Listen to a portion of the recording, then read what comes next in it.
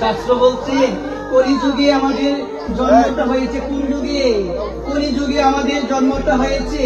আর এই কলিযুগের যুগ ধর্ম হলো হরিনাম সংকীর্তন। কি সংকীর্তন? হরিনাম সংকীর্তন। বলছেন সর্বদা বদনে বলো হরে কৃষ্ণ কৃষ্ণ কৃষ্ণ হরে হরে, হরে রাম রাম রাম হরে হরে। বলিতে আনন্দ ধারা নিরবধি ঝরে। দেখবে সংসারে অনেক কষ্ট পাচ্ছ, অনেক জ্বালা পাচ্ছ, একটাবার একটু সময় ভগবানকে দাও, ভগবানের নাম করো, দেখবে মনের মধ্যে একটা অপাকৃত আনন্দ আসবে।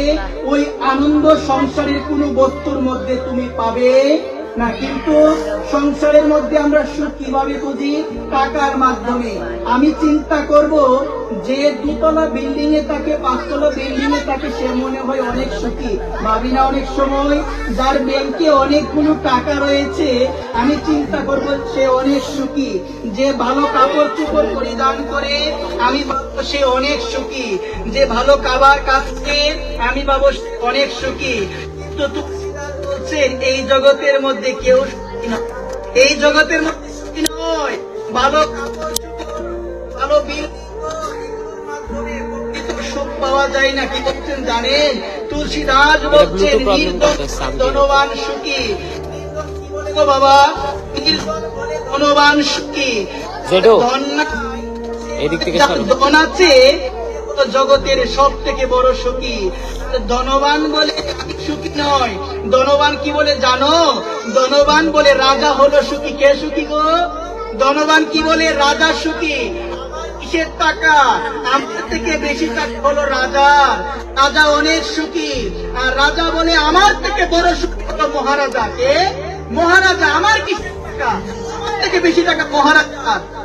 আর মহারাজা বলে আমি সুখী নই তো, সুখী হলো স্বর্গের রাজা ইন্দ্র, যার ঐশ্বর্যের কোনো কমতি নাই, কোনো অভাব নাই, সে হলো সুখী।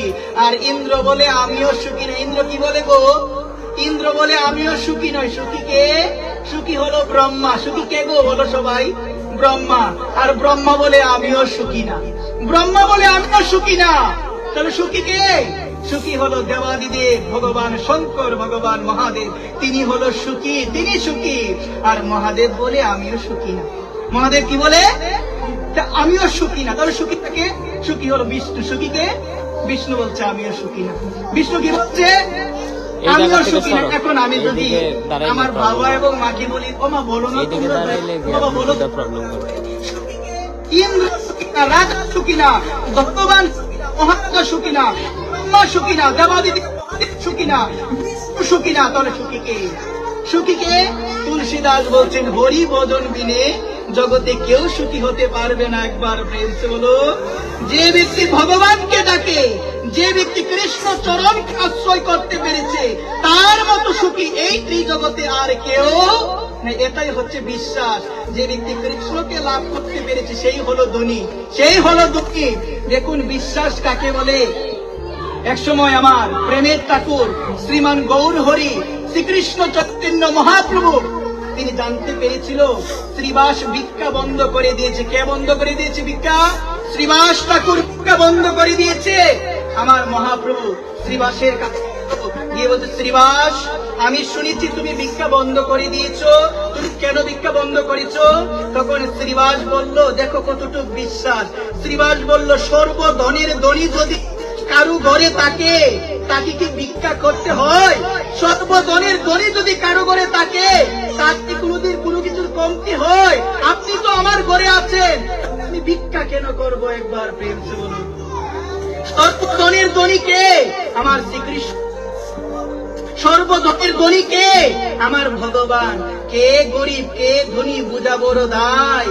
কেবল টাকা থাকলে ধনী হওয়া যায় না। কেবল টাকা থাকলে ধনী হওয়া যায় না। হতে গেলে কৃষ্ণ প্রেম ধন লাভ করতে পারবে। যে ব্যক্তি কৃষ্ণ প্রেম ধন লাভ করতে পেরেছে, তার মতো ধনী এই ত্রিজগৎ সংসারে আর কেউ